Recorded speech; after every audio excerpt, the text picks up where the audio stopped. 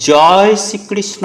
রাধে রাধে। বন্ধুরা, আমরা সকলেই জানি যে টাকা গাছে ফলে না, কিন্তু স্বয়ং পরমেশ্বর ভগবান শ্রীকৃষ্ণ বলছেন যে যদি কোনো ব্যক্তি পবিত্র রথযাত্রার দিন এই গাছ বাড়িতে রোপণ করবে, সেই ব্যক্তির জীবনেই সুখ শান্তি সমৃদ্ধিতে উত্তরোত্তর বৃদ্ধি পাবে। হ্যাঁ বন্ধুরা, আপনারা একেবারে ঠিকই শুনছেন, কারণ ভগবান বলেন এই গাছ যত বড় হবে সেই ব্যক্তির ধন সম্পত্তিও ততই বাড়তে থাকবে।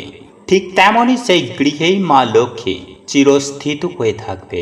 বন্ধুরা, এই পবিত্র রথযাত্রার দিনটি সনাতন ধর্মের মানুষের কাছে অত্যন্ত গুরুত্বপূর্ণ এবং পবিত্র একটি দিন।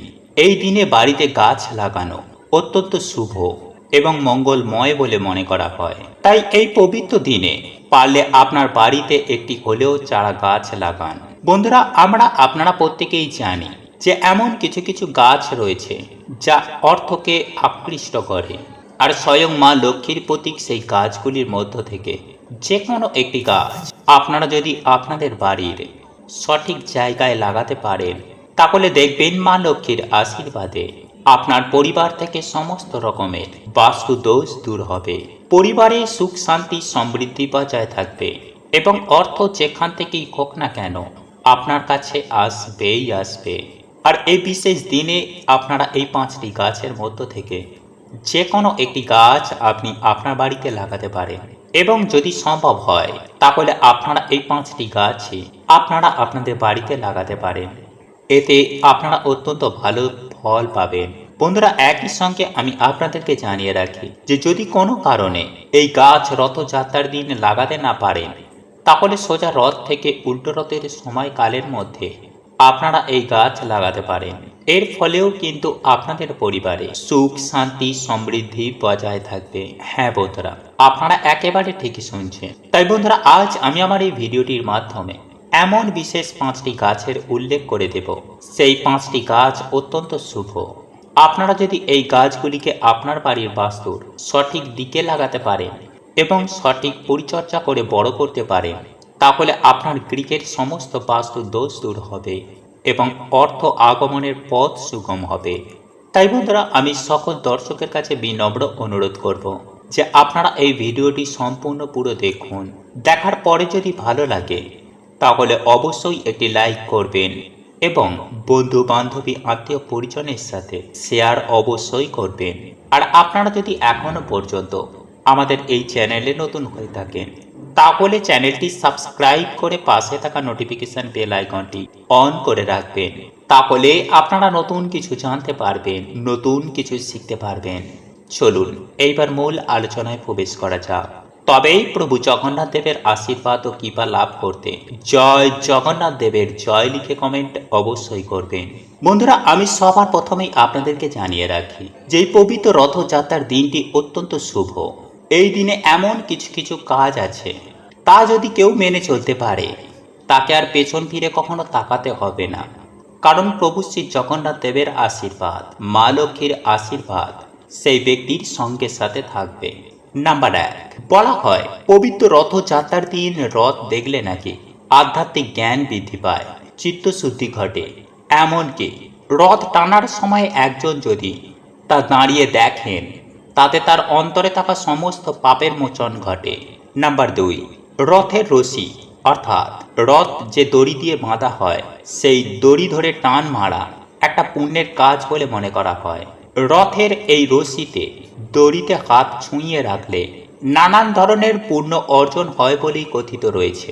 নাম্বার 3, বন্ধুরা, এই পবিত্র দিনে জগন্নাথ দেবের দিব্য বিগ্রহের সামনে নৃত্য পরিবেশন ও জয় জগন্নাথ নাম উচ্চারণ করে গেলে মানসিক শান্তি লাভ হয় ও সুখ সমৃদ্ধি আসে।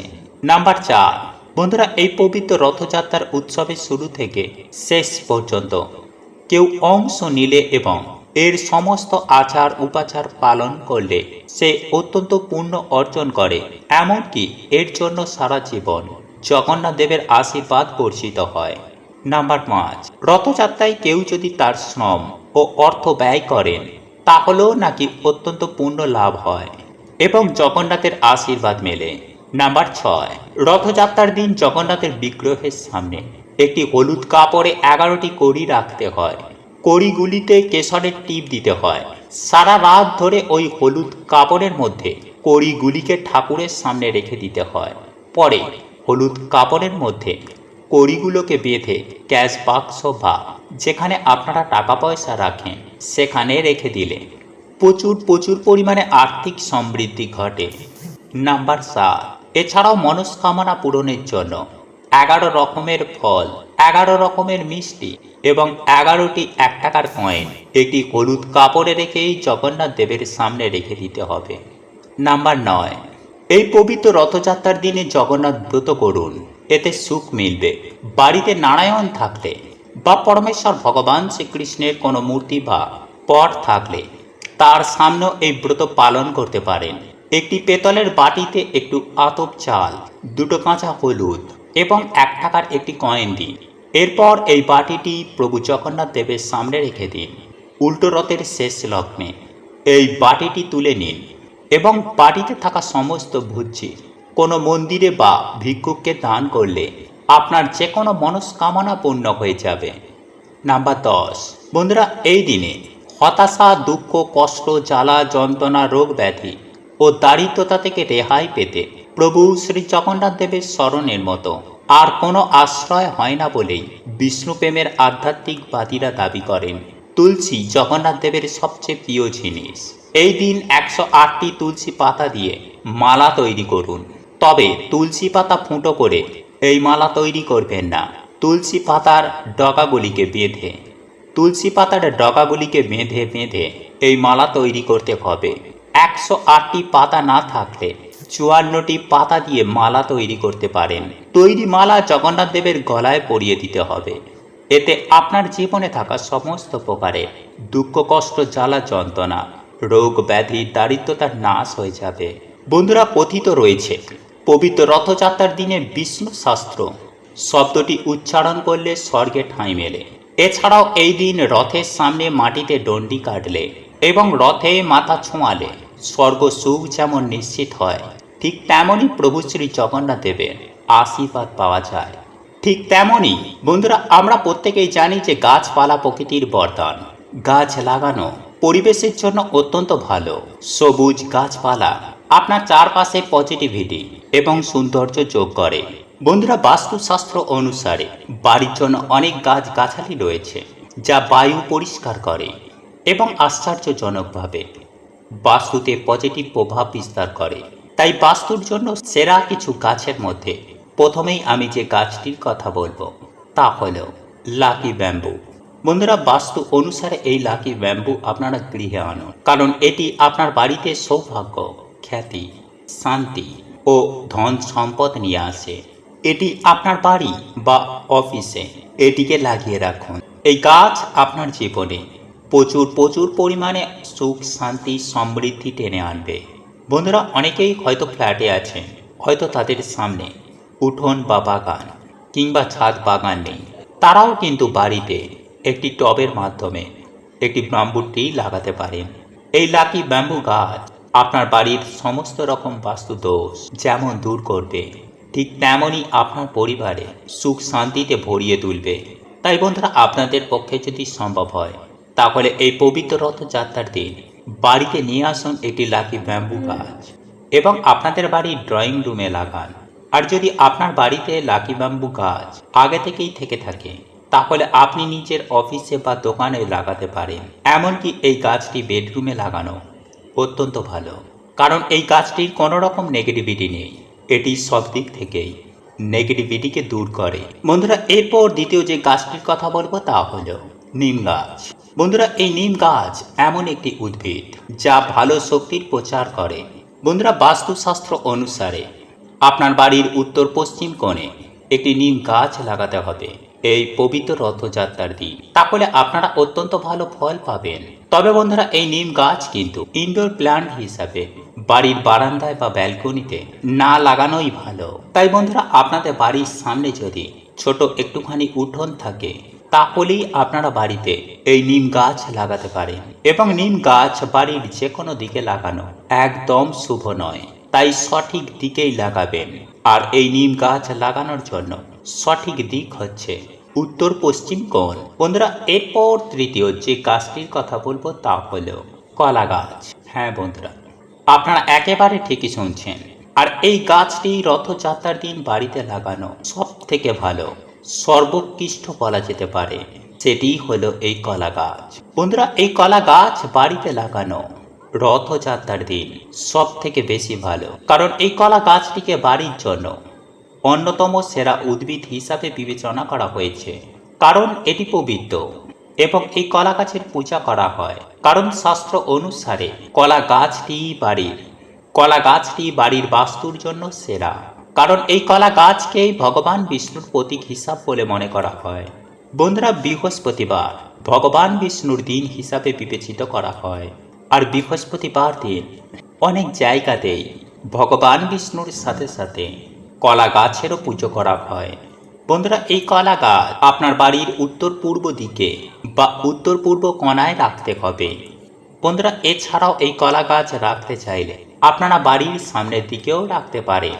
বন্ধুরা অনেকেই এই কলা গাছের নিত্য পুজো আরাধনা করে থাকেন, সে কারণেই এই কলা গাছকে আপনারা তুলসী গাছের পাশেও রাখতে পারেন এবং নিত্য পুজো আরাধনাও করতে পারেন।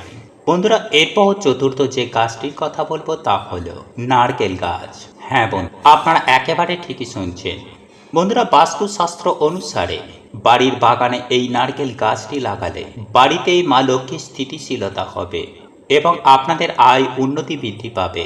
এছাড়াও নেতিবাচকতা দূর করতে বাগানের দক্ষিণ বা পশ্চিম দিক নারকেল গাছ লাগানোর জন্য সর্বোত্তম। তবে নারকেল গাছ লাগানোর ক্ষেত্রে মনে করা হয় যে নারকেল গাছের ছায়া বাড়িতে লাগা ভালো নয়। তাই নারকেল গাছ লাগালে এমনভাবে লাগাবেন যাতে ওই গাছের ছায়া আপনার বাড়ির ওপরে না পড়ে।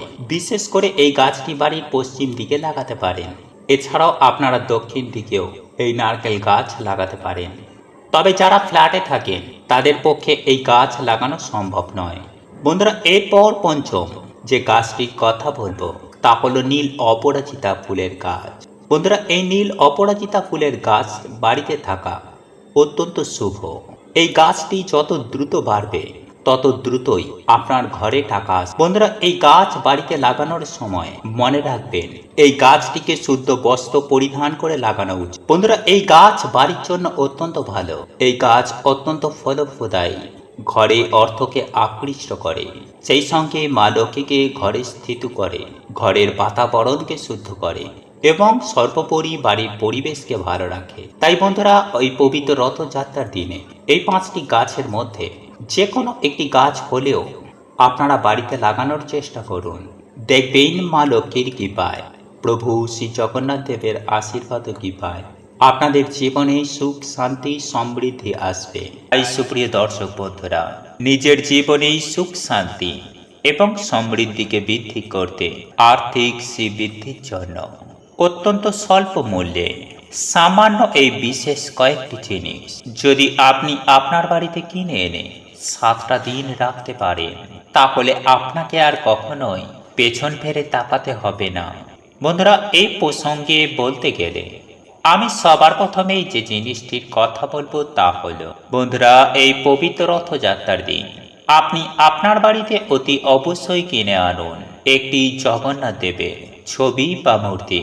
হ্যাঁ বন্ধুরা, যদি আপনার বাড়িতে প্রভু জগন্নাথ দেবের মূর্তি বা ছবি থেকে থাকে তাহলে সেক্ষেত্রে এই পবিত্র রথযাত্রার দিন অতি অবশ্যই তাকে 11টি ফল এবং একটি গাওয়া ঘিয়ের প্রদীপ জগন্নাথ দেবের সামনে অর্পণ করে আপনি আপনার সাধ্য ও সামর্থ্য মতো প্রভু জগন্নাথ দেবের পুজো আরাধনা করুন।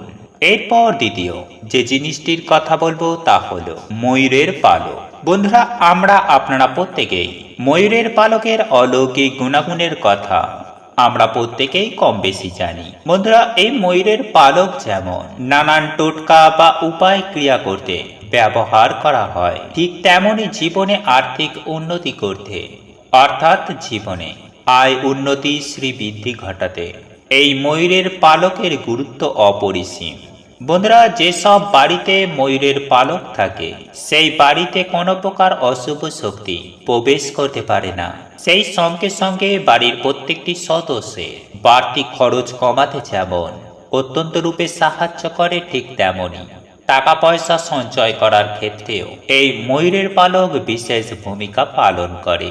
তবে বন্ধুরা, অতি অবশ্যই এই ময়ূর পালক আপনি আপনার বাড়ি কিনে আনতে পারেন। তবে এই পবিত্র রথযাত্রার দিন যদি আপনারা এই ময়ূরের পালক কিনে আনতে পারেন, তাহলে অধিক পরিমাণে আপনারা সুফল লাভ করবেন। বন্ধুরা, এই সামান্য 2-1 টাকার ময়ূরের পালক আপনারা যদি কিনে আনতে পারেন, তাহলে অতি অবশ্যই আপনার বাড়ির ঠাকুর ঘরের ঈশান কোণে রাখবেন। এর ফলে প্রভু জগন্নাথ দেবের আশীর্বাদ ও কৃপায় মাত্র 7টা দিনের মধ্যেই আপনার জীবনে আর্থিক শ্রীবৃদ্ধি ঘটবে। হ্যাঁ বন্ধুরা, টাকা পয়সার বন্যা বইবে।